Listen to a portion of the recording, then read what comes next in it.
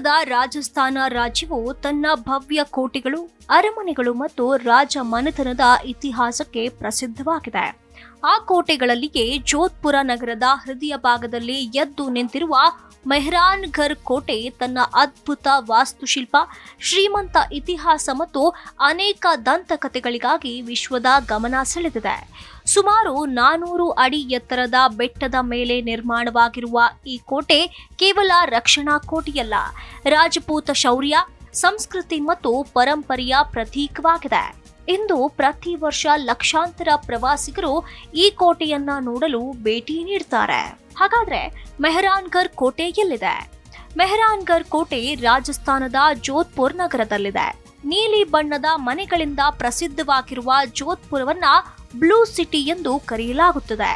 ಈ ಕೋಟೆ ಬೆಟ್ಟದ ತುದಿಯಲ್ಲಿ ನಿರ್ಮಾಣವಾಗಿರೋದ್ರಿಂದ ಇಲ್ಲಿಂದ ಇಡೀ ಜೋಧ್ಪುರ ನಗರದ ಅದ್ಭುತ ನೋಟವನ್ನ ಕಾಣಬಹುದು. ಈ ವೈಶಿಷ್ಟ್ಯವೇ ಇದನ್ನ ಭಾರತದ ಅತ್ಯಂತ ಸುಂದರ ಕೋಟೆಗಳಲ್ಲಿ ಒಂದಾಗಿಸಿದೆ. ಹಾಗಾದ್ರೆ ಕೋಟೆಯನ್ನ ನಿರ್ಮಿಸಿದವರು ಯಾರು? ಮೆಹ್ರಾನ್ಗರ್ ಕೋಟೆಯ ನಿರ್ಮಾಣವನ್ನ ರಾವ್ ಜೋಧಾ ಅವರು ಕ್ರಿಸ್ತ ಶಕ 1459ರಲ್ಲಿ ಆರಂಭಿಸಿದ್ರು. ರಾವ್ ಜೋಧಾ ಅವರು ಮಾರ್ವಾರ್ ಸಾಮ್ರಾಜ್ಯದ ಶಕ್ತಿಶಾಲಿ ಆಡಳಿತಗಾರರಾಗಿದ್ರು. ಹೊಸ ರಾಜಧಾನಿಯನ್ನ ನಿರ್ಮಿಸುವ ಉದ್ದೇಶದಿಂದ ಈ ಕೋಟೆಗೆ ಅಡಿಪಾಯ ಹಾಕಿದ್ರು. ನಂತರದ ಹಲವು ರಾಜರು ಕೋಟೆಯನ್ನ ವಿಸ್ತರಿಸಿ ಇಂದು ಕಾಣುವಷ್ಟು ಭವ್ಯ ರೂಪ ನೀಡಿದ್ರು. ಹಾಗಾದ್ರೆ ಮೆಹ್ರಾನ್ಗರ್ ಎಂಬ ಹೆಸರಿನ ಅರ್ಥವೇನು? ಮೆಹ್ರಾನ್ ಎಂಬ ಪದವನ್ನ ಕೆಲ ಇತಿಹಾಸಕಾರರು ಸಂಸ್ಕೃತದ ಮಿಹಿರ ಎಂಬ ಪದದಿಂದ ಬಂದದ್ದು ಎಂದು ಹೇಳ್ತಾರೆ. ಮಿಹಿರ ಎಂದರೆ ಸೂರ್ಯ, ಘರ್ ಎಂದರೆ ಮನೆ. ಅಂದ್ರೆ ಮೆಹ್ರಾನ್ಗರ್ ಎಂದರೆ ಸೂರ್ಯನ ಮನೆ ಎಂಬ ಅರ್ಥವನ್ನ ನೀಡುತ್ತದೆ. ರಾಜಪೂತ ರಾಜವಂಶವು ಸೂರ್ಯವಂಶಕ್ಕೆ ಸೇರಿದ್ದವರಾಗಿದ್ದ ಕಾರಣ ಈ ಹೆಸರು ವಿಶೇಷ ಮಹತ್ವ ಪಡೆದಿದೆ. ಹಾಗಾದ್ರೆ ಕೋಟೆಯ ನಿರ್ಮಾಣದ ಹಿಂದೆ ಇರುವ ಪ್ರಸಿದ್ಧ ದಂತಕಥೆ ಏನು? ಮೆಹ್ರಾನ್ಗರ್ ಕೋಟೆಯ ಇತಿಹಾಸದ ಜೊತೆಗೆ ಒಂದು ಪ್ರಸಿದ್ಧ ದಂತಕಥೆಯು ಜನಪ್ರಿಯವಾಗಿದೆ. ಬೆಟ್ಟದ ಮೇಲೆ ವಾಸಿಸುತ್ತಿದ್ದ ಒಬ್ಬ ಸಂತನನ್ನ ಕೋಟೆ ನಿರ್ಮಾಣಕ್ಕಾಗಿ ಸ್ಥಳಾಂತರಿಸಲಾಗಿತ್ತು ಎಂದು ಹೇಳಲಾಗುತ್ತದೆ.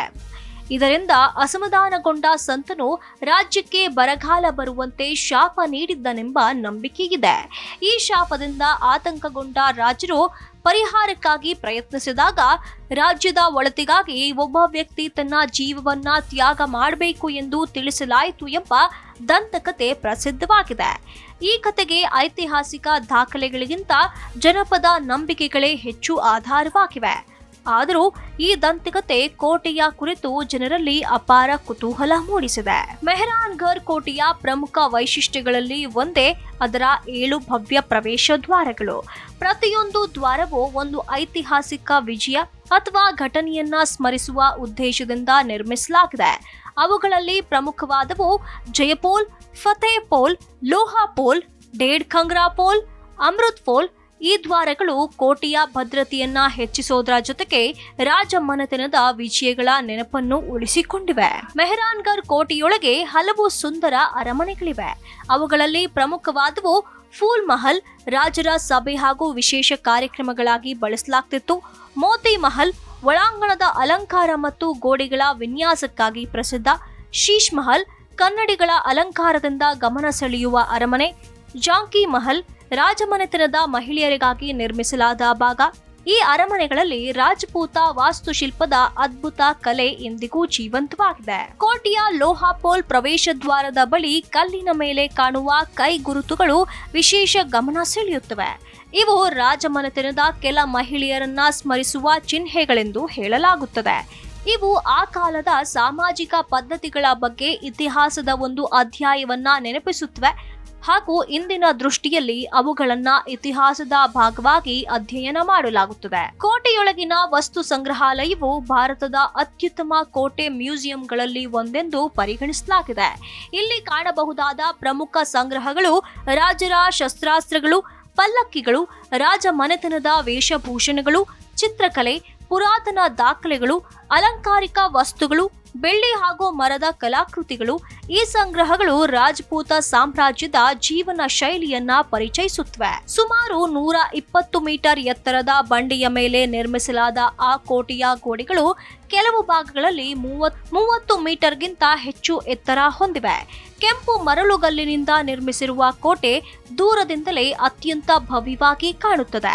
ಅದರೊಳಗಿನ ಕೆತ್ತನೆಗಳು, ಕಿಟಕಿಗಳು, ಜಾಲಿಗಳು ಮತ್ತು ಬಾಲ್ಕನಿಗಳು ರಾಜಸ್ಥಾನದ ಸಾಂಪ್ರದಾಯಿಕ ವಾಸ್ತುಶಿಲ್ಪದ ಅತ್ಯುತ್ತಮ ಉದಾಹರಣೆಗಳಾಗಿವೆ.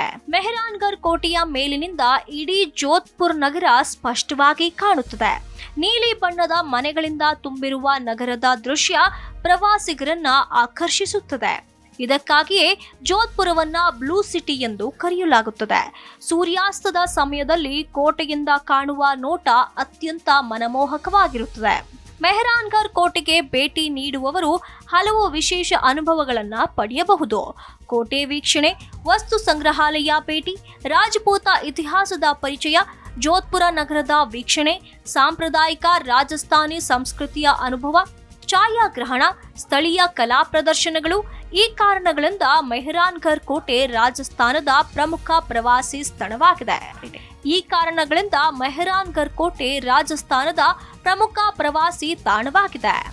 ಮೆಹರಾನ್ಗರ್ ಕೋಟೆ ಕೇವಲ ಒಂದು ಐತಿಹಾಸಿಕ ಕಟ್ಟಡವಲ್ಲ, ಇದು ರಾಜಪೂತ ಶೌರ್ಯ, ವಾಸ್ತುಶಿಲ್ಪ, ಸಂಸ್ಕೃತಿ ಮತ್ತು ಪರಂಪರೆಯ ಜೀವಂತ ಪ್ರತೀಕವಾಗಿದೆ. ಶತಮಾನಗಳ ಇತಿಹಾಸವನ್ನ ತನ್ನ ಗೋಡೆಗಳಲ್ಲಿ ಉಳಿಸಿಕೊಂಡಿರುವ ಈ ಕೋಟೆ ಭಾರತದ ಪರಂಪರೆಯ ಅಮೂಲ್ಯ ಸಂಪತ್ತಾಗಿದೆ. ಇಂದಿಗೂ ಇದು ವಿಶ್ವದಾದ್ಯಂತ ಇತಿಹಾಸ ಪ್ರಿಯರು ಮತ್ತು ಪ್ರವಾಸಿಗರನ್ನ ತನ್ನತ್ತ ಸೆಳೆಯುತ್ತದೆ.